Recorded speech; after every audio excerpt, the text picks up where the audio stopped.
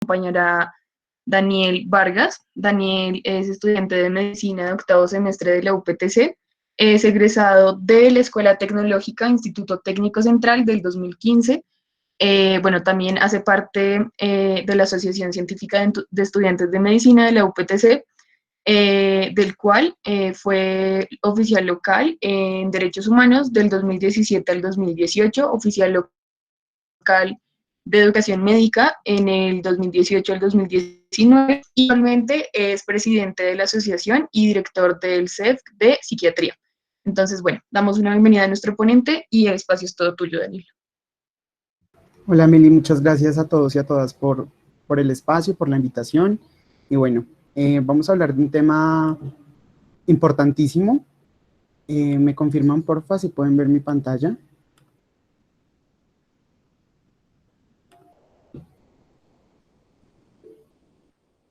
¿Sí?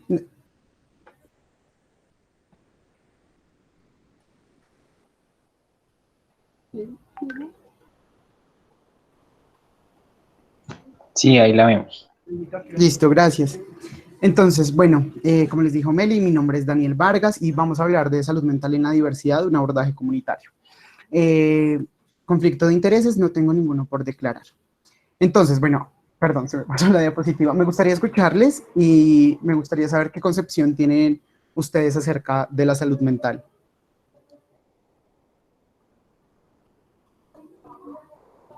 Entonces, si pueden prender sus micrófonos, les agradecería muchísimo. No me dejen hablando solito, por favor.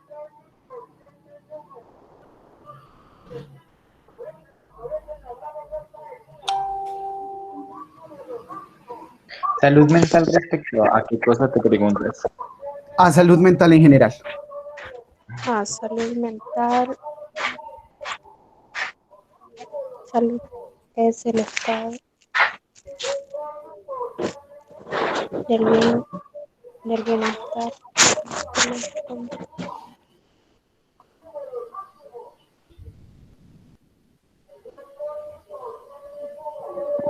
Pues la salud mental es una de las dimensiones del concepto, en donde básicamente se puede ver que la salud mental afecta tanto el estado físico como el estado social, el estado económico. Ok, bueno, gracias. Bueno, entonces les quiero comentar un poquito las definiciones que tenemos como tal. Entonces, la salud mental para la OMS abarca en general una amplia gama, como nos dice acá, de actividades tanto directa como indirectamente relacionadas a nuestro bienestar mental.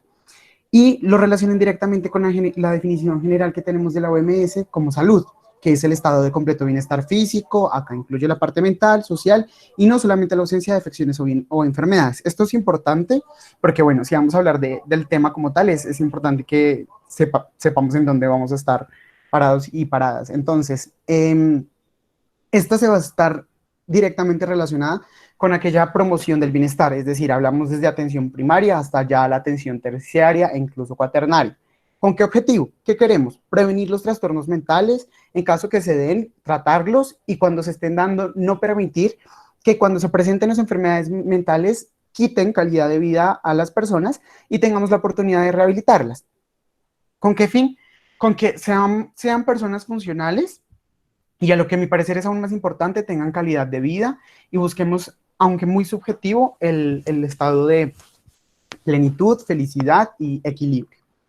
Hay una ley acá en Colombia, fue establecida en el 2003, que nos la define como tal para el ámbito colombiano, y me gustaría compartirlas porque me parece que tiene bastante relación con el tema y, bueno, nos da un abordaje un poquito más amplio de lo que queremos buscar. Entonces, esta va a estar definida como el estado dinámico que se expresa en la vida cotidiana a través del comportamiento, la interacción de manera tal que permite a los sujetos individuales y a los colectivos desplegar recursos emocionales, cognitivos, mentales, para transitar por la vida cotidiana, trabajar y establecer relaciones significativas que contribuyan a la comunidad. Entonces, esta definición de salud mental nos entabla y nos da de primer momento la idea de aquello que se está buscando, que al fin y al cabo es que podamos contribuir a la comunidad, ¿no? Y que hagamos uso de aquellas que podamos tener para poder andar en la vida y tener relaciones que signifiquen algo. Entonces, esta definición es importante y pues en lo personal, siento que la salud mental puede también definirse como hacer uso de esos recursos que tenemos para que aquellas cosas que nos afecten o que estén en el ambiente tengamos la capacidad de reconocerlas, aceptarlas y actuar de la mejor manera, tanto para nosotros y nosotras mismas como para la comunidad en general. Al principio, cuando estaba armando toda esta charla, pues busqué en general cuáles eran las relaciones que habían, los porcentajes, pero creo que eso perfectamente lo podríamos hacer en una revisión de una clase o curso de psiquiatría, y quería dar un abordaje diferente, porque entiendo que no todos y todas acá están relacionados con el ámbito de la medicina, y para mí es supremamente importante que entendamos los conceptos básicos, porque la primera manera en la que podemos quitar el estigma que hay hacia la psiquiatría, hacia la salud mental, pues es hablando del tema, ¿no? Entonces, sí les voy a hablar un poquito más adelante de aquellas relaciones para que tengamos una idea, pero el objetivo no es que hagamos una revisión extensa de artículos epidemiológicos, que saquemos niveles de, sino que más bien busquemos una comprensión útil para todos y para todas, y que sea útil para las personas con las que tenemos contacto y podamos aportar. Entonces, antes de todo, y entendiendo que la salud mental no es netamente la ausencia de la enfermedad, voy a devolverme un poquito y voy a empezar por eso. ¿Por qué se dan las enfermedades mentales? Muchas veces no entendemos o no comprendemos la razón de estas, pero sí tiene una carga muy fuerte. No es desconocido el impacto que la palabra loco o loca tiene para las personas, y que en general en el imaginario colectivo la psiquiatría se dedica simplemente a medicar a aquellos pacientes que tienen trastornos psicóticos, es decir, que ven cosas que no están ahí, que ven la realidad deformada, y en verdad la psiquiatría es muchísimo, muchísimo más que eso, y podemos empezar a entender en comunidad de dónde vienen todas estas cosas. Entonces, volviendo al tema inicial de por qué se producen como tal las enfermedades mentales, tenemos que entender que no hay una explicación única, que si bien en el ámbito en el que uno se desarrolla tiende a tornar uno sobre otro, no se pueden desconocer los demás componentes. Entonces, uno de los principales, y por el cual me guío por la característica de formación que tengo, es lo orgánico y lo biológico. Es decir, expresamos y analizamos la enfermedad mental como un daño, una lesión, una expresión inadecuada o una inexpresión inadecuada, que algo falta, que algo no está bien o que algo se lesiona en el cerebro, en el sistema nervioso central o en el cuerpo, que genera un daño. Ese es uno de los primeros. Otro, que es el análisis comportamental, que a grandes rasgos se debe a que ciertos tipos de comportamientos que tenemos, no solamente individualmente, sino en colectivo, especialmente en la familia, nos predispone para tener la enfermedad mental. En el ámbito del desarrollo, nos explican que hay o que surge la enfermedad mental gracias a que tenemos o que tuvimos algún problema en el desarrollo, en la crianza, y no solamente de manera afectiva o de manera relacionada exactamente con cómo nos criaron, sino también se desarrolla directamente con la forma como fuimos alimentados, como fuimos adaptados o no a un entorno, a un ambiente, a un espacio. Eso nos puede predisponer o prevenir de tener ciertas enfermedades mentales, y en general la explicación tanto del desarrollo como comportamental vienen muy de la mano si nos damos cuenta. Y otra es lo sociocultural. ¿Por qué? Porque acá viene un tema muy importante, que es la definición, y que bueno, que nos empezamos a preguntar qué es salud y qué es enfermedad. Y esto viene muy ligado a lo que en las sociedades, y que como sociedad comprendemos como algo que es normal, adecuado, o algo que es anormal o inadecuado. Y ahí la cultura tiene gran influencia, porque acá lo que puede ser algo absolutamente aberrante, en otro lado muy lejano, puede ser algo absolutamente normal, y al revés, algo que para ellos es muy aberrante, para nosotros está muy normalizado. Entonces, ese tipo de contextualización es importante. ¿Por qué? Porque al fin y al cabo nunca se nos puede olvidar que somos seres psicobiosociales. Entonces, no podemos desprendernos una de la otra y que nuestro entorno tiene que estar explicado por eso, entendiendo eso. Y antes quiero como dar un breve abrebocas de qué son las patologías que encontramos. Yo sé que para las personas que estudian medicina y vieron psiquiatría esto de pronto, entre comillas, pero para las personas que no, es importante que sepamos y que al menos tengamos una idea de qué tratan en general las patologías que vemos, porque a mí de nada me sirve decirles que los pacientes que tienen ceguera presentan más psicosis que otros si no sabemos qué es psicosis o cómo se expresa. Entonces vamos a hacer un barrido muy general. Esto es una materia completa en medicina y la idea tampoco es profundizar mucho, sino, como les dije, tener idea de qué trata cada cosa y qué bueno que las recordemos, nunca sobra esto. El primero de ellos es la ansiedad. La ansiedad en general viene en respuesta al miedo. ¿Y qué es el miedo? El miedo es una respuesta fisiológica normal que tenemos ante un peligro. ¿Qué pasa en la ansiedad? Ese peligro muchas veces suele ser inexistente o interpretamos de manera inadecuada las cosas que están pasando y por tanto tenemos miedo. Muchas veces no sabemos el miedo a qué. Entonces, las personas que padecen este tipo de trastornos siempre están muy preocupadas porque algo les pase.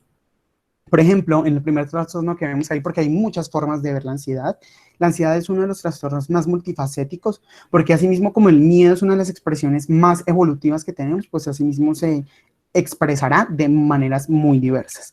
Y uno de los más comunes es el trastorno de ansiedad generalizado. A grandes rasgos, ¿qué ocurre? El miedo que tiene la persona se desarrolla todo el día. Es decir, la persona vive con miedo, son personas que son muy impacientes, les asustan cosas que generalmente y cuando se raciocinan no son muy lógicas, pero tienen el miedo ahí. Y el miedo se desarrolla en cosas de la vida que suelen ser habituales y que no representarían un daño tan grave como la persona lo cree. Es decir, son personas que en el trabajo, en sus estudios, en la casa, viven con miedo a que pase algo. Y que cuando eso pase, para estas personas va a ser terrible. Pero la persona que no tiene este trastorno de ansiedad, pues no lo es. ¿Por qué? Porque raciocinan un poco mejor las cosas, porque tienen mejores métodos de afrontamiento, porque simplemente no tienen esa expresión neurobiológica, por ejemplo, de cortisol, de la noradrenalina y demás, porque esto genera pulsos hormonales que generan miedo. Y el miedo es real, no es un miedo que se están inventando, no es un miedo de que estén exagerando, entonces eso está ahí, está presente, es algo palpable para estas personas y no es fácil. Imagínense ustedes vivir con miedo todo el día, son personas que terminan muy cansadas, muy agotadas y que claramente imaginen tener miedo todo el día, todos los días, por mucho tiempo, que no lo tratamos, no lo miramos, pues grave, ¿no? Otro de los trastornos de ansiedad que tenemos son las fobias específicas. Y en las fobias específicas, las más comunes son la sangre, las inyecciones, algunos animales. Y en este tipo de fobias, las personas tienen un miedo irascible con un objeto en específico, con una serie de conjuntos de elementos que para ellos es absolutamente terrorífico. Por ejemplo, las agujas, para las personas que tienen este tipo de fobia, pueden llegar a pensar que si las inyectan, se pueden morir. Y estando el miedo que se desmayan como respuesta fisiológica. Recuerden que tenemos siempre dos formas de afrontar un miedo, o atacamos o huimos, eso es algo biológico. Y en estos casos muchas veces al racionalizar que ese miedo está ahí, pues simplemente huyen y la manera de huir es teniendo un síncope, que es la manera como podríamos llamar coloquialmente un desmayo. ¿Qué es la fobia social? La fobia social es un trastorno en que las personas tienen miedo de estar en espacios públicos porque creen que las están mirando, que se van a burlar de ellos o de ellas, que van a pasar vergüenza, que van a cuando estén en medio de estas situaciones donde hayan más personas van a hacer el ridículo. Entonces es bastante importante tener en cuenta que esto no es solamente la timidez, ¿sí? Que hay rasgos de personalidad que definitivamente sí son tímidos, pero la fobia social es asimismo tan grave que puede generarles ataques de pánico. ¿Qué son los ataques de pánico? Es un miedo que se genera en que la persona cree que se va a morir o que se va a volver loca, se descontrola, se desbordan totalmente las emociones, los pensamientos, y eso se vuelve bastante, bastante grave. ¿Qué es la agorafobia? La agorafobia es relacionado, más bien, este encuentra relacionado a la fobia por estar con otras personas, como con la sociedad. ¿Qué diferencia de la fobia social? Que en la fobia social nos podemos dar cuenta que estas personas creen que van a ser ridículo, en cambio en la agorafobia las expresiones de ese miedo son un poco diferentes. Y en el trastorno obsesivo compulsivo es ese TOC clásico que llamamos, que coloquialmente he escuchado que no, fulanito tiene TOC porque no puede ver su cuarto desorganizado. Y bueno, es un rasgo de personalidad, no el trastorno obsesivo compulsivo, que por el contrario suele ser personas que tienen un número específico, que sin este sienten que les va a ir mal, que van a morir, que van a tener un mal día. Entonces tocan el timbre varias veces. Entonces la obsesión es el miedo y la compulsión es aquello que hacen. La obsesión es el pensamiento, la compulsión es la acción. Por eso vienen de la mano. Y acá en el trastorno obsesivo compulsivo, además, se presentan esos rasgos de personalidad en que la persona siente, como les mencioné, que si no hace ciertas cosas va a pasar algo grave. Entonces es otro miedo constante. Bueno, básicamente, perdón, el cuadro que vemos acá es el cuadro de Edvard Munch, perdón, y se llama así, ansiedad. En este cuadro, o en el siguiente que vemos, esta mujer de azul se llama La Mujer Melancólica. Es un cuadro pintado por Picasso en lo que se llamó el periodo azul, y clásicamente ahora lo vemos así. ¿Qué es la depresión en grandes rasgos? Bueno, la depresión no es solamente una expresión de tristeza, sino es más bien algo que coloquialmente lo podemos llamar una depresión, una tristeza que es crónica. Y aparte de esa tristeza que es crónica, se torna mucho más grave porque empieza a alterar de alguna u otra forma la esfera de la vida, la esfera de las cosas que hacen las personas. Acá vienen mucho las ideas de minusvalía. ¿Y qué es eso? Las ideas de que soy menos, de que no valgo, que no importo, que no sirvo para nada. Hay ideas de culpa, entonces siempre si me está pasando esto es porque hice esto mal, o porque no hice esto, porque al contrario por lo que hice. Entonces pues es bastante grave. Y algo importante es que estos periodos, para hablar de un episodio depresivo necesitamos mínimo 2 semanas, clínicamente hablando. Es decir, si un día amanecemos bajoneados, porque es algo que naturalmente pasa, no podemos estar felices todo el tiempo, pero si no dura más de un día, 2 días, si me entienden, ya pues estamos hablando de simplemente tristeza. Pero cuando pasan las 2 semanas, imagínense esa sensación de estar triste, de pensar que no valen nada, que todo es culpa de estas personas, que sería mejor no estar vivo, no tienen energía para realizar las cosas, se sienten lentas, duermen mucho o por el contrario duermen muy poquito, lloran fácilmente. Hay cosas con la depresión de que o pierden mucho peso o lo ganan, sienten que además de esa culpa no sirven de nada. Hay ideas de querer morir, de que si uno está muerto está mejor. Entonces eso es la depresión. ¿Qué es el trastorno afectivo bipolar? Bueno, acá les traigo un cuadro de Van Gogh, el autorretrato de Van Gogh. El día del trastorno afectivo bipolar se debe al natalicio de él, porque fue una de las personas en el arte que más padeció este trastorno. Él padecía el trastorno, se puede volver tan grave que incluso la persona empieza a alucinar cosas. Y este cuadro es comparativo es la misma mujer cuando se encuentra en manía y cuando se encuentra en depresión. ¿Qué es el trastorno afectivo bipolar? No es que la persona de un momento a otro está feliz y luego se pone de mal genio, que es lo que conocemos coloquialmente, ¿no? El trastorno afectivo bipolar es una patología muy grave, que si no se controla bien, puede causar bastantes estragos para la misma persona y para su alrededor. ¿Por qué? Porque la persona fluctúa entre 2 estados de ánimo muy diferentes, el depresivo, que fue el que acabamos de ver, y el otro, que es la manía. ¿Y qué encontramos en la manía? Es una persona que está exaltada, piensa rápido, habla rápido. Algo importantísimo es que creen que todo lo pueden, que son poderosos, que son poderosas, que son grandes, importantes, que tienen muchas cosas, que manejan mucho poder, se manejan este tipo de delirios que son muy ligados a eso, como a estar muy enérgicos y creerse mucho, pues por decirlo de manera coloquial. Esto en grandes rasgos es el trastorno afectivo bipolar y tenemos que diferenciarlo mucho de aquello que nos han mencionado o que en el imaginario es que una persona esté triste y al siguiente momento está feliz y así. No, para nada. En los estados de manía pueden llegar a ser bastante graves. Además, las personas cambian de una actividad a otra, no pueden concentrarse, no duermen, es decir, duermen muy pocos, hay una disminución de la necesidad del sueño que es diferente al insomnio. Entonces, ¿qué pasa? Las personas con que duerman 4 horas ya descansaron y están listas para seguir haciendo las cosas. Y bueno, básicamente es esto. Y hacen muchas actividades que son o placenteras o muy riesgosas, pueden llegar a tornarse con ideas sexuales, ideas económicas o actos económicos no apropiados. Entonces, si tenían un ahorro, van y se lo gastan todo o lo apuestan o compran muchas cosas en exceso, o se tornan violentos. Y bueno, es importante tener en cuenta que es esto tan fuerte que la persona no puede ni estudiar, ni trabajar, ni lo que hace en su día a día. Bueno, hablando de psicosis, acá hay un término importante, una enfermedad importante, que es la esquizofrenia y las ideas delirantes. ¿Qué es la esquizofrenia? Básicamente la esquizofrenia es un trastorno en que la persona presenta alucinaciones, básicamente, lo más básico del tema. ¿Y qué son las alucinaciones? Las alucinaciones es que la persona puede ver, escuchar, sentir cosas que no están ahí.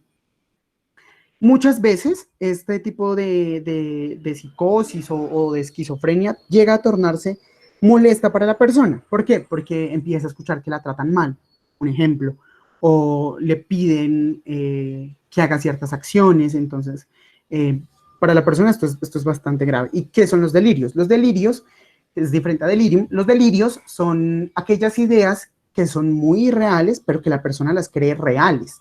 El más común de los delirios siempre va a ser el delirio de persecución. Y yo siento que en algún momento todos y todas hemos tenido algún delirio de persecución, que vamos por la calle y sentimos que alguien nos persigue y bueno, volteamos y definitivamente no hay, pero esa idea de alguna u otra manera permanece, ¿no? Entonces, básicamente es eso lo que podríamos entender como psicosis a grandes rasgos, entender los delirios, las alucinaciones, no olvidar que estas personas cuando hablan o en su forma de expresión, si no tienden a no hacerlo, a alejarse absolutamente, que es lo que conocemos como mutismo, pueden llegar a tornar su discurso y lo que dicen de manera muy incoherente. Las ideas no están relacionadas, no se les entiende bien lo que están diciendo, su comportamiento también es bastante desorganizado, así como la manera que hablan, y esos serían como los síntomas positivos. Y los síntomas negativos, por el contrario, es que la persona no muestra emociones, se aísla, no habla y está netamente ceñida en sí misma. ¿Qué es importante acá? Que comprendamos que la psiquiatría con la psicología van a apostar por el bienestar. Y algo en lo que nos tenemos que quitar de la cabeza es que solamente al psiquiatra y al psicólogo van los locos y las locas, que si yo no tengo ninguna enfermedad ni tengo locura, entonces ¿por qué voy? Soy fiel creyente en que absolutamente todos y todas deberíamos ir al psiquiatra, al psicólogo, así mismo como de vez en cuando vamos al médico general o a la médica general, estamos bien, pero necesitamos un chequeo. Bueno, porque no lo hacemos también con nuestra salud mental. Y es importante apostar por el bienestar. ¿Por qué? Porque muchas de las cosas que vamos a ver adelante se relacionan con de alguna u otra manera una pérdida de bienestar si no la afrontamos de la manera adecuada. Me enfoqué por sobre todo en esta presentación para que habláramos de discapacidad intelectual. La discapacidad intelectual está definida como, en un principio se le definió como tener un puntaje en una prueba, que es la prueba de inteligencia o la prueba para que uno vea su coeficiente intelectual, y ya, si uno tenía menos de 70, ya tenía una discapacidad intelectual, y en cuanto menos tenías, pues más discapacidad pues iba a ser. Entonces había una leve, había una moderada, había una grave, pero con el último pues estatus como tal de la psiquiatría, lo que se ha venido hablando acerca de la discapacidad intelectual es que es más bien no lo podemos medir solamente con una prueba psicológica, sino que tiene que estar implicadas muchas más cosas. Tiene que estar implicadas algunos problemas en otras esferas, en la esfera personal, en la esfera social, no tener buena capacidad para manejar el dinero y no tener buena capacidad para el aprendizaje. Entonces, esto de alguna u otra manera nos ha permitido entender la discapacidad intelectual de una mejor manera y poder comprenderla. Les hablo de esto porque, bueno, siempre soy fiel creyente que pues tenemos que saber qué son las cosas para poder venir a hablar de ellas. Entonces, aquello que antes se llamaba el retardo mental es lo que ahora se conoce como discapacidad intelectual.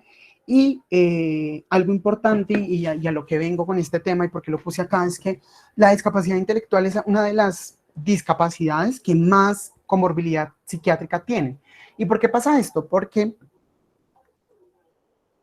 neuroanatómicamente hablando, sus cerebros pueden llegar a encontrarse más degenerados que el de las personas que no tienen esta enfermedad. Y es importante porque esto los puede y las puede predisponer a tener una enfermedad psiquiátrica.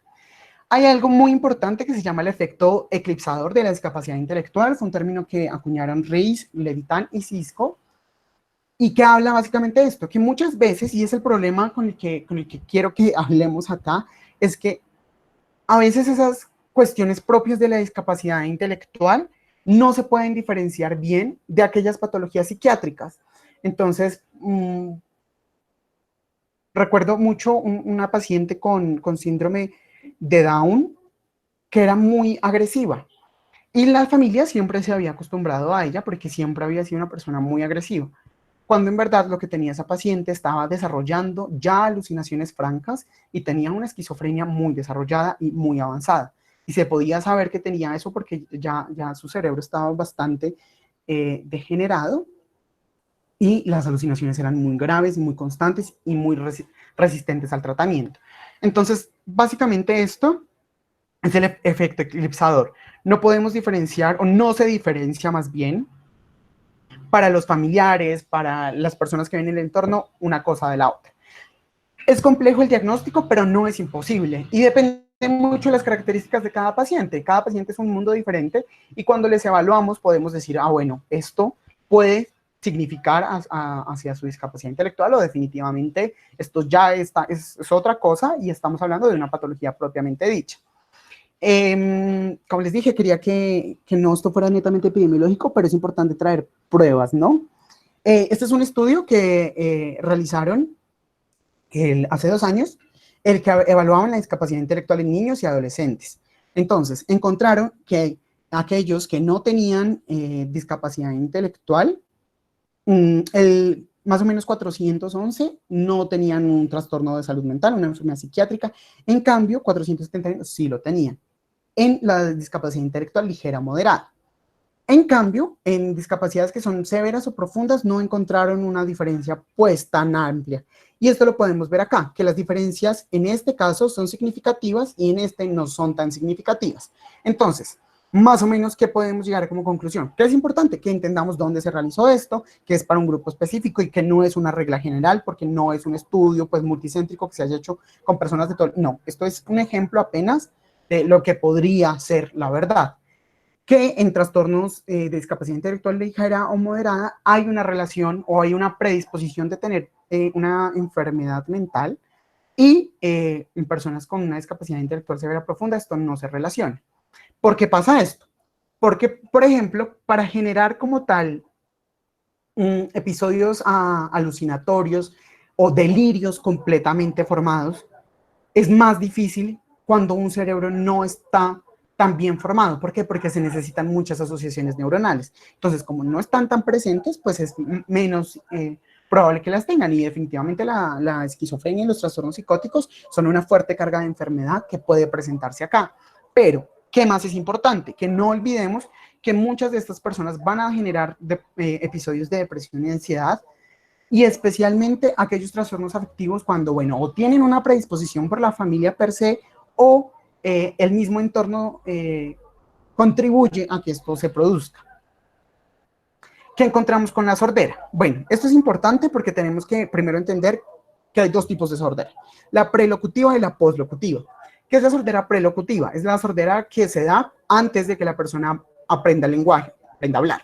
Y la poslocutiva es cuando pasa después de esto. Que es importante que en general no es por sí misma que la sordera genere un trastorno psiquiátrico, sin embargo, se ha encontrado alguna relación. ¿Por qué? Porque hay bastante aislamiento en estos pacientes. ¿Y de dónde viene el aislamiento? El aislamiento empieza desde la familia. ¿Sí? Si la persona o si los padres, que como lo decía en un artículo, aproximadamente el 70% de los niños y niñas que nacen sordos, sus padres son oyentes, pues esto no es algo que se espera de la familia, la aíslan, la culpan, no se culpan a sí mismos y generan un distanciamiento. Los padres, la familia no se encuentra adaptada para aprender la lengua de señas, para poder comunicarla. Entonces, es algo importante tener en cuenta la capacidad que tenemos para responder a alguna discapacidad. Si alguno de nuestros hijos o hijas tiene una discapacidad, sea del tipo que sea, intelectual, somatosensorial, física, ¿de qué manera vamos a responder a eso? ¿Estaríamos o no preparados? ¿Nuestras familias lo estarían? Entonces es algo muy importante que viene acá al tema, porque a veces se nos olvida mucho que estas cosas definitivamente pueden pasar y no las podemos ver como una enfermedad propiamente dicha, es no tener una capacidad totalmente formada, por decirlo de alguna manera, pero no son personas ni incapaces, ni hay que decirles, ay, pobrecito, pobrecita, ay, no va a poder trabajar, no, para nada. Simplemente tenemos que pensar en alguna u otra forma de suplir aquello que simplemente es la escucha. Pero bueno, esto pasa por un trastorno de adaptación, que es aquel trastorno en que se generan una serie de síntomas y de problemática emocional de alguna u otra manera que puede ser transitoria. Entonces, bueno, es importante que sepamos esto y que definitivamente aprendamos a poder estar listos y listas para alguna de estas ocasiones. Y bueno, ¿cómo estamos aceptando la sordera en nuestra sociedad, no? Además que claramente otra causa del aislamiento es que tenemos dificultades en la interacción, hay una barrera comunicativa franca, si la persona no puede escuchar y en cambio sus compañeritos y compañeritas lo hacen, puede que lo aíslen. ¿Por qué? Porque no se puede integrar como estos niños o niñas quisieran, entonces pues lo aíslan, lo dejan de lado. Pasa mucho en los colegios, que tampoco el sistema educativo está formado para eso, ni las casas, ¿sí me entienden? Entonces es algo que hay que empezar a trabajar, y algo importante es que el desarrollo tanto emocional como social, como de autoconocimiento es bastante fuerte. ¿Por qué? Porque muchas veces esa capacidad de generar autoestima se ve un poco degenerada. ¿Por qué? Porque las personas no pueden expresar y comunicar sus sentimientos por eso mismo, porque hay una franca barrera en que si no pueden hablar y no pueden escuchar, pues entonces ¿cómo van a expresar los sentimientos y cómo van a reconocer los sentimientos de las demás personas? ¿Sí? Y otra causa es que, bueno, o estamos en la carencia del vínculo de los padres, o por el contrario nos vamos a una sobreprotección, un sobrecontrol, no le permitimos a los niños, niñas y adolescentes a que puedan hacer y seguir su vida, sino esa sobreprotección familiar puede llegar a ser bastante marcada y limitar sus actividades, no permitirles un buen desarrollo académico, no permitirles una buena socialización. Entonces, pues bueno, hay que tener también cuidado con eso, y que se hagan malos diagnósticos, que no haya una buena comunicación con el personal de salud, cuántos médicos y médicas están capacitados para atender a una persona sorda, y si en verdad es algo que está interesando. ¿Qué han encontrado? Que los trastornos de personalidad, los trastornos adaptativos y los trastornos de comportamiento y de somatización son los más frecuentes que tienen las personas sordas cuando son prelocutivas. Y en general generan trastornos de angustia, estados psicológicos de angustia, de ansiedad, soledad y depresión, que se relacionan ya con un estado marcado, que cumplen los criterios, cumplen el tiempo y cumplen todo lo demás para poder crear un trastorno ansioso y depresivo. Y algo importante es que se ha encontrado en los episodios psicóticos una relación directa, que los pacientes sordos tienen mayor predisposición para generar alucinaciones visuales y táctiles en aproximadamente el 70%. El 70% de pacientes esquizofrénicos sordos genera de alucinaciones visuales y alucinaciones táctiles versus un 5 a 10% que lo generan las personas que no son sordas. Entonces, importante tener eso en cuenta. Para los ciegos y las personas ciegas hay algo, y es un síndrome que es propio de la ceguera, que se llama el síndrome de Sánchez-Vanous. No es un término psiquiátrico nuevo, no es un síndrome que se haya descrito hace poco, sino que de pronto no lo estudiamos tan seguro como podríamos, o más bien como deberíamos. Que es común en estas personas, generan un trastorno de delirio paranoide. Como les dije, estas personas sienten que les van a hacer daño, que las quieren matar, entonces no confían en su familia. Entonces, esto es como lo que más generan. Y la primera vez que se relacionó, un paciente de estos tenía ideas de persecución e ideas celotípicas. Entonces, siente todo el tiempo que le están engañando, que le están culpando. Entonces puede que la otra persona esté en el segundo piso y la persona en el primero y diga, me está traicionando porque está solo, sola. Todos los que miran van a querer estar con él o ella, bueno, temas. Y hay tentativas suicidas en ambos pacientes con los que se empezó a describir este síndrome, y algo importante es que no tenían antecedentes psicopatológicos previos. ¿Por qué? Porque si un paciente quedó ciego por cualquier razón y al año genera un episodio esquizofrénico, pero ya tenía ideas delirantes de antes, pues entonces no le podemos echar la culpa como tal a que la persona haya perdido la vista.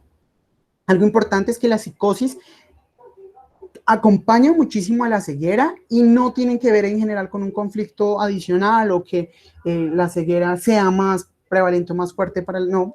Simplemente se ha encontrado ahí una relación, y algo importante es que las personas que se encuentran en conflicto ambiental como tal van a generar los tipos de delirios que estamos hablando, especialmente pues cuando la persona lleva así mucho tiempo. Y la psicosis va a aparecer mucho más tarde, pero no se relaciona como tal con la ceguera. Vuelvo al tema, que es importante que tengamos acá que si bien hay un síndrome propio, que nos podríamos ir por ahí, los síntomas o las patologías más prevalentes que presentan las personas que tienen esta discapacidad visual son la depresión y la ansiedad, y se presentan en aproximadamente el 45% de estos pacientes. Y en pacientes adolescentes ciegos se encontraron en un estudio que generaban una puntuación doble en Beck para que sus coetáneos. Entonces, ¿qué nos quiere decir esto? Los adolescentes ciegos tienden a hacer más síntomas depresivos que las personas que no la tienen. ¿Y cuáles son los principales delirios que tienen? Siempre los de persecución, los celotípicos y los de megalomanía, es decir, que sienten o creen que son mejor que alguien más. Y ya el último discapacidad pues, que trato acá es la lesión medular relacionada en general a la discapacidad física. ¿Qué pasa acá? Tenemos un trauma, normalmente esto se desarrolla en los episodios de la vida donde las personas son más jóvenes, epidemiológicamente hablando, o se encuentran en zonas vulnerables. ¿Por qué? Porque la principal causa de lesión medular son las armas de fuego, la lesión por armas de fuego, y luego están los accidentes automovilísticos. Entonces tenemos el trauma, esto que va a generar que la lesión haya generado una pérdida de la funcionalidad, que depende en qué nivel vertebral se encuentre, y esto va a influir directamente en la vida de los pacientes que van a empezar a generar una discapacidad física. ¿Por qué? Porque de alguna u otra manera su vida va a cambiar, y si no hay buenos mecanismos adaptativos, no hay un buen ambiente, van a generar un trastorno psiquiátrico. ¿Qué pasa emocionalmente hablando? Siempre se nos ha enseñado mucho qué pasa cuando una persona se accidenta, cuáles son las lesiones que tiene, cómo puede identificar la lesión medular, pero poco se nos habla de qué pasa emocionalmente con esta persona. Entonces, lo primero que va a generar es el shock. La persona siente que esto es irreal, que no está pasando, que está en un sueño, que se lo está imaginando, que la situación definitivamente no pasa, o simplemente no puede ni siquiera pensar.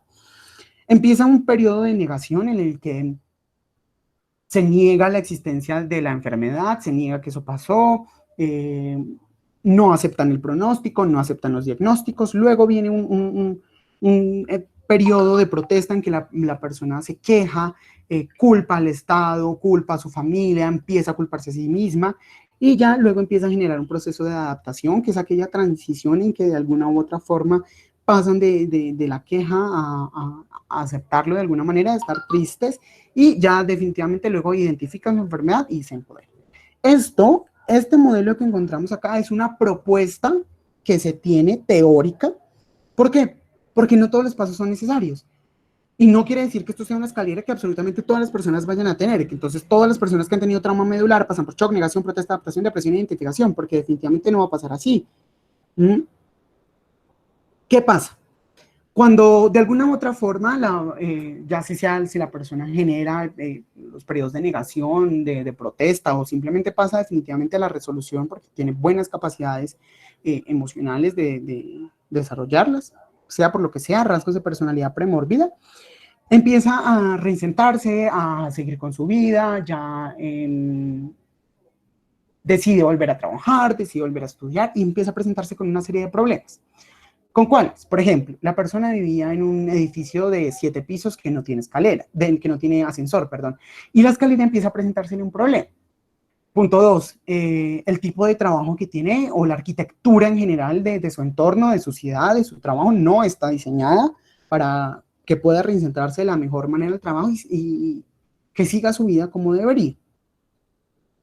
Esta serie de problemas pueden llegar a generar una secuela psiquiátrica importante, y es que el 57% de estos pacientes va a empezar a referir episodios de ansiedad, el 37% de depresión, y algo muy importante que no se nos puede olvidar es el trastorno por estrés postraumático. ¿De qué trata este trastorno? Son la repetición involuntaria de un acto, de una situación que fue muy traumática y que supera los niveles de adaptación y de aceptación que la persona está generando, y los repite y tiene ese miedo constante, sueña con ella o siente que todo el tiempo está ahí, entonces rememora, y esto puede llegar a ser bastante deleterio tanto para la salud mental como para la calidad de vida que va a tener la persona. Entonces estas secuelas son las que más se presentan. Y bueno, acá vienen unas preguntas importantes. ¿Siempre habrá depresión en la lesión medular? Me gustaría que alguien respondiera qué es lo que cree. Es decir, un paciente que tiene lesión medular siempre tiene que generar depresión porque hace parte de su efecto adaptativo.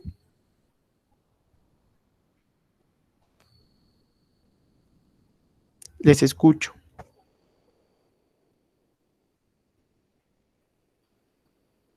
Dani, te responden en el chat 2 personas que no. Que no, perfecto. No, definitivamente la presencia depresiva no es una relación causal directa, y no quiere decir que siempre que la persona tenga un trauma medular va a sentirse triste. La depresión inmediata al evento es necesaria para afrontar el estrés. Claramente no, la conducta depresiva se ha demostrado, se había creído o se creía mucho tiempo en la literatura que si la persona se deprimía, en cuanto más rápido se deprimía, más rápido iba a salir porque hacía parte de su adaptación, y se han dado cuenta que no, que definitivamente esta conducta no representa que la persona vaya a mejorar más rápido, y por el contrario, trae más complicaciones, más estadía en el hospital, trae más riesgo de suicidio, trae más riesgo de generar otras comorbilidades, de no desarrollar actividad física y de no hacer una rehabilitación adecuada. Y si no la presenta inmediatamente después de que esto pasó, entonces de alguna u otra manera después va a pasar. Definitivamente, les reitero que se creía que la negación era definitivamente lo peor que le podía pasar a una persona, es decir, que si empezaba a negar su situación, pues estaba mal. En cambio, que la depresión ayudaba. Y absolutamente no. Se demostró que en cuanto más rápido aparezca o que la presencia que tenga una persona para hacer negación va a tener de alguna u otra forma, y esta va a ser una medida para que se adapte a sí misma. ¿Por qué? Porque igual hace parte de un trauma. Entonces la depresión no es necesaria. En cambio, la negación se ha demostrado que es una medida más que todo adaptativa. Y bueno, todo esto que les hablé, ¿para qué va? Si bien no nos vamos a ir a formular a todo el mundo los tratamientos farmacológicos de depresión, de ansiedad, esquizofrenia, lo más importante que tenemos que hacer es la prevención. Tener en cuenta que la salud mental es más que no simplemente tener una enfermedad, que podemos reconocer nuestras emociones y aceptar las emociones de los demás. Es decir, si mi hijo tiene un trauma a sus 23 años, pues no tengo que hacerme siempre el fuerte. ¿Por qué? Porque tengo que reconocer mis emociones, poder expresarlas de la manera adecuada y no, como decimos coloquialmente, quedarse con eso. ¿Por qué? Porque es importante también afrontar y reconocer lo que uno está sintiendo y no negar. Asimismo, aceptar las emociones que pueden llegar a tener los demás, que si la persona que sufrió este accidente decide negar las cosas, tengo que aceptar sus emociones, tengo que escucharle e intentar consolarle. Siempre expresar los sentimientos y por sobre todo siempre hacer un espacio seguro para las personas. ¿Por qué? Porque si llega una persona sorda o ciega y se le hace el feo o se le corre, se le excluye, pues no estamos haciendo absolutamente nada y no estamos haciendo un espacio seguro y estamos contribuyendo a que esta persona genere una enfermedad mental. Entonces, esto es un concepto importante que, bueno, ahorita veremos en una charla que viene, que es la salud mental comunitaria. Es algo que se construye en un ejercicio comunitario y de reconocimiento de la otredad, de aceptarle y asimismo poder empoderarse sobre esto y definitivamente seguir adelante. La resiliencia, importantísima, especialmente en pacientes que tienen lesión medular, que comprendan que eso pasó y tomar las herramientas que tengan en el momento para poder seguir con su vida como la tenían y, más importante, poderla mejorar. Y desarrollar siempre la salud física, porque aparte de los beneficios cardiovasculares que genera, es importantísimo la relación que esto genera en nuestro cerebro por la producción general de endorfinas y nos ayuda a reconocernos más a nosotros mismos y además nos va a ayudar a generar hormonas que nos hagan sentir felices y tranquilos. Este es unas recomendaciones que genera la OMS y básicamente las resumimos en ¿qué necesitamos hacer? Incluir socialmente a todas las personas, que no haya discriminación ni violencia y que haya participación económica. Es decir, todas las personas tengan derecho al trabajo, a educación, a vivienda y a dinero. Entonces, esto viene muy ligado a los derechos humanos porque todo esto es un derecho, ¿sí? Y no podemos negarlo solamente porque la persona presenta o no una discapacidad, simplemente hay que hacerlo. ¿A qué grupos de población? Bueno, están los niños, los jóvenes, los demás, las comunidades culturalmente diversas, las comunidades rurales, y siempre pensar en una acción para promover su salud, el fortalecimiento de la comunidad, hacer un buen desarrollo organizacional, incluirlas, desarrollar sus habilidades individuales, sus habilidades colectivas y proyectarlas. ¿Para qué? Para que todos y todas puedan participar en los diferentes sectores y entornos que tenga la sociedad, que son un montón, y que tengamos entonces unos resultados que puedan llegar a presentarse y que sean benéficos para las personas. Entonces, para la persona como tal, que tenga sentido de apropiación consigo misma, que tenga muy buena autoestima, que autodetermine y que sea muy controlada. Que es, en cuanto a lo comunitario, que hayan organizaciones que sean sensibles hacia este tema, que sea un ambiente seguro y sobre todo inclusivo, y que las sociedades tengan siempre una plataforma para tener sus recursos y hacer programas y políticas públicas integradas de apoyo. ¿Qué pasa? Esto es una cadena. Si una parte no está funcionando, pues todo se nos va a ir para el piso. De esta manera podemos generar mejor salud mental y los beneficios que vamos a tener a largo plazo es que vamos a tener gente más feliz, realmente y genuinamente feliz, en calma consigo misma, menos ansiedad, menos depresión, menos abuso de sustancias que puedan ser adictivas, mejor salud física, que las personas sean más productivas, menos violentas, que haya menos desigualdad y que tengamos mejor calidad de vida. Entonces, esto es a lo que le tenemos que apuntar. La salud mental va directamente a lo social, a lo político y a lo comunitario.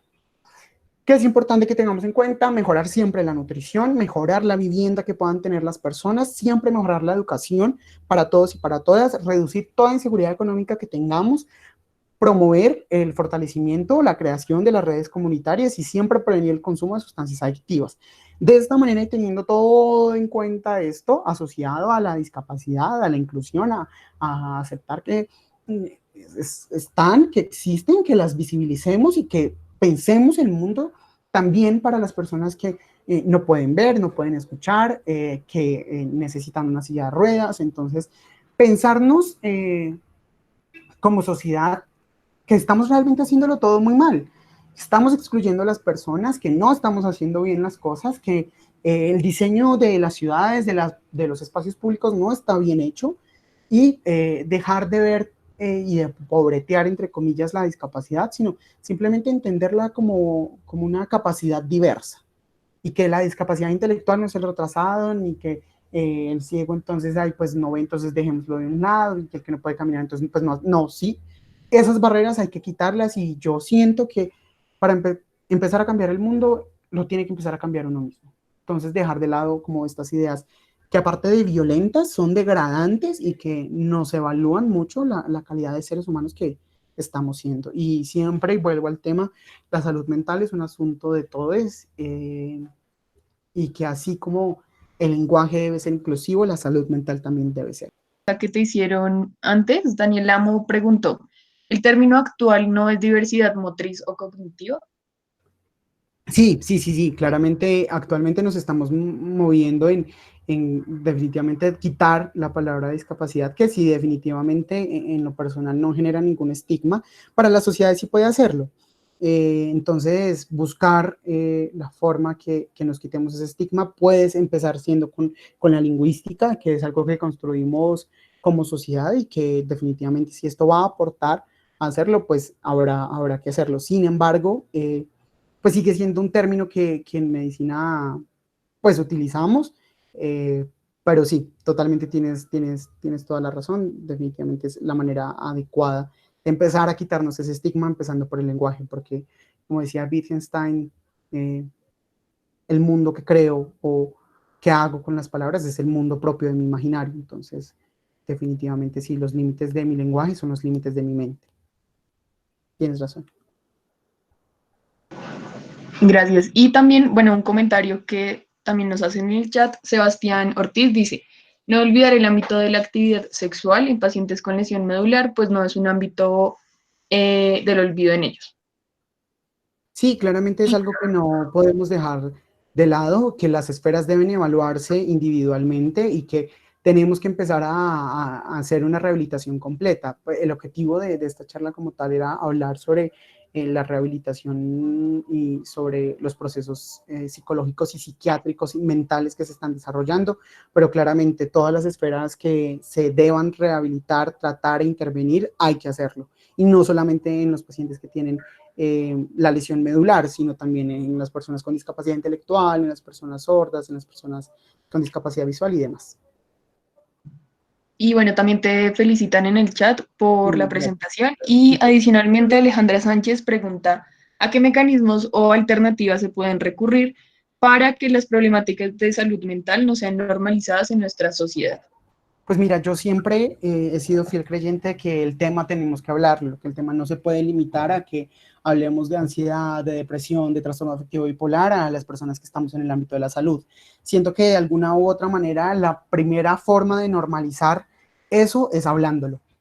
Yo creo que es el primer paso y es algo muy fácil que podemos hacer. O bueno, no, ni siquiera es fácil, el tema sigue siendo complicado, pero si interiorizamos el tema, nos empoderamos sobre siento que podemos empezar a hablar de depresión y de ansiedad, tanto como hablamos de diabetes o de hipertensión, porque pasa mucho que los pacientes psiquiátricos tienden a ocultar su enfermedad por miedo, por estigma, por miedo a que les rechacen. En cambio, otras enfermedades que pueden llegar a ser mucho más discapacitantes, pues no se esconden. Entonces, sí, lo primero es empezar a hablar del tema y ya seguido de eso, empezar a empoderarnos como sociedad para poder crear soluciones a nuestro entorno útiles para prevenir el tema, porque la idea no es netamente normalizar el tema, sino por sobre todo prevenirlo como con todas las demás enfermedades. Muchas gracias por tu pregunta.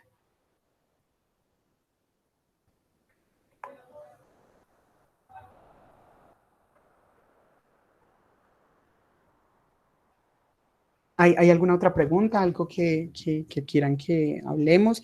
Igual, este es un tema un poquito extenso, pero quise hacerlo lo más digerible posible y que, pues, desde esa mirada de ese tipo de discapacidades, pues, hablemos. Igual les agradezco mucho su asistencia y, bueno, nada, cualquier cosa, estén muy pendientes. Muchas gracias. Muchas gracias, Meli. A ti, gracias por la presentación y por aceptar la invitación. Y bueno, los invitamos también a estar en las próximas charlas que vienen en el módulo y pues ya en el siguiente módulo con el que ya finalizamos el ciclo educacional. Como vieron, bueno, este módulo es sobre inclusión y bueno, mañana tenemos también una ponencia muy chévere, así que pues esperamos la puedan disfrutar en vivo mañana a las 6 p.m. y bueno, les estoy dando más información por el grupo. Y eso es todo por hoy. Nos vemos mañana. Que estén bien. Hasta luego. Chao, Meli, gracias.